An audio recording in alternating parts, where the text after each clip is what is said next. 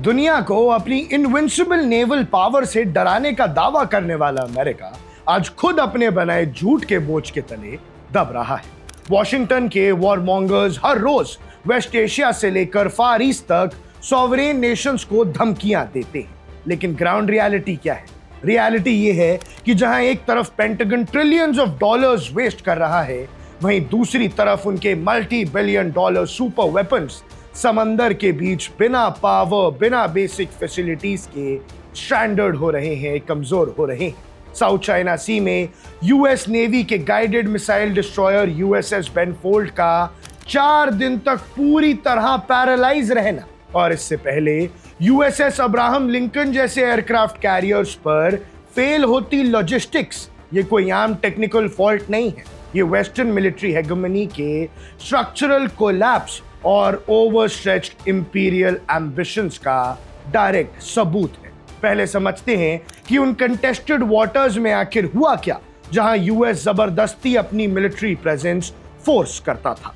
USS बेनफोल्ड, जिसे American media एक modern floating fortress की तरह बेचता है, साउथ चाइना सी में रूटीन पेट्रोल टैंक पर निकला, लेकिन अचानक इस so called high tech worship के सारे मेन जनरेटर्स एक के बाद एक फेल हो गए। 4 दिन तक, पूरे 96 घंटे तक ये हेवीली आर्म्ड वॉरशिप समंदर के बीच एक बेजान लोहे के डब्बे की तरह पड़ा रहा। सोचिए, जिस नेवी का काम दूसरे देशों को इंटिमिडेट करना है, उसके सेलर्स 4 दिन तक एक्सट्रीम गर्मी में बिना एसी, बिना पानी, बिना फंक्शनिंग सैनिटरी सिस्टम्स के फंसा रहा। शिप के मेस हॉल्स बंद थे और उन्हें दूसरे शिप से इमरजेंसी फूड मंगवाना पड़ा। ये वही शिप्स हैं जिन्हें वॉशिंगटन एंटी इंपेरियलिस्ट फोर्सेस और सोवरेन नेशंस को इंटिमिडेट करने के लिए फॉरवर्ड डिप्लॉय करता है। लेकिन रियलिटी ये है कि इंटरनल लॉजिस्टिक्स और बेसिक मेंटेनेंस के लेवल पर इनका दम घुट रहा है। लेकिन यूएसएस बेनफोल्ड अकेला नहीं है। इस पूरे नैरेटिव को वेस्ट एशिया के पर्सपेक्टिव से देखिए। जब यूएस नेवी ने रेड सी और पर्शियन गल्फ में डेटरेंस रिस्टोर करने के बड़े बड़े दावे किए थे, तब क्या हुआ? रेजिस्टेंस फोर्सेस के लो कॉस्ट एसिमेट्रिक ड्रोन्स और मिसाइल्स के सामने multi million dollar American air defence systems exhaust हो गए। ईरान ने जो मार मारी है वो इतिहास याद रखेगा। अमेरिकन कैरियर्स और डिस्ट्रॉयर्स को रिलेंटलेस ऑपरेशंस में धकेला गया, जिससे उनकी फ्लीस पर अनप्रेसिडेंटेड मैकेनिकल और साइकोलॉजिकल प्रेशर बिल्ड हुआ।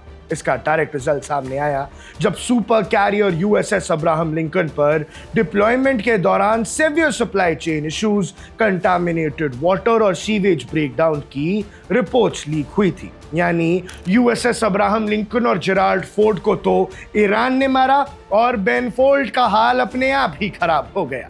वॉशिंगटन के पॉलिटिकल एलीट्स ने इन रिपोर्ट्स को सप्रेस करने की पूरी कोशिश की, लेकिन सच छुपाया नहीं जा सकता। American military machine globally over extend हो चुकी है, चाहे वो पर्शियन गल्फ हो, बैबल मैंडेब हो या साउथ चाइना सी। यूएस इंपेरियल नेवी अब उन वाटर्स को डोमिनेट करने की कैपेबिलिटी नहीं रखती जहां उनका कोई लेजिटिमेट हक नहीं। पेंटागन का annual budget 800 billion dollar cross कर चुका है, लेकिन ये सारा पैसा जा कहाँ रहा है? मिलिट्री इंडस्ट्रियल कॉम्प्लेक्स के करप्ट कॉर्पोरेट लॉबीज नए नए एक्सपेंसिव प्रोजेक्ट्स को पुश करते हैं ताकि डिफेंस कॉन्ट्रैक्टर्स की जेबें भरी जा सके।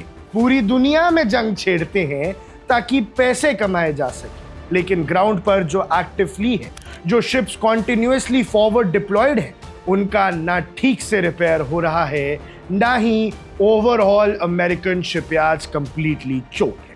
मेंटेनेंस बैकलॉग्स सालों पीछे चल रहा है और उनके सेलर्स फिजिकल और मेंटल बर्नआउट का भी शिकार है।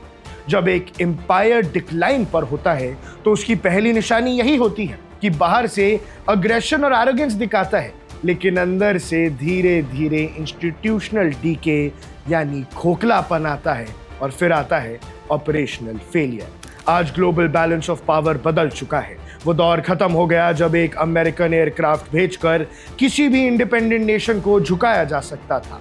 आज रेजिस्टेंस फ्रंट और मल्टीपोलर वर्ल्ड के सॉवरेन नेशंस ने ये प्रूव कर दिया है कि सेल्फ रिलायंस, एसिमेट्रिक कैपेबिलिटीज और स्ट्रैटेजिक पेशेंस के जरिए वेस्टर्न नेवल इंटिमिडेशन को इफेक्टिवली न्यूट्रलाइज किया जा सकता है, जैसा ईरान ने करके दिखाया।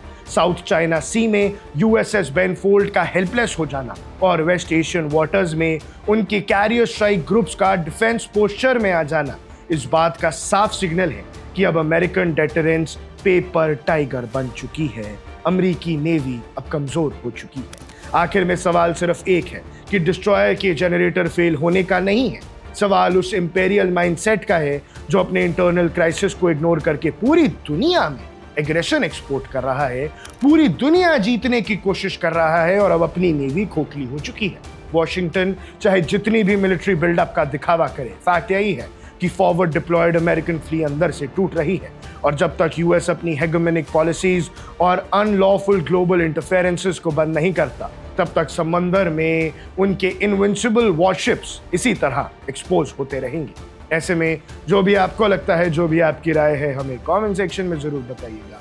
अब देख रहे हैं वन इंडिया, मैं हूं आकाश कौशल।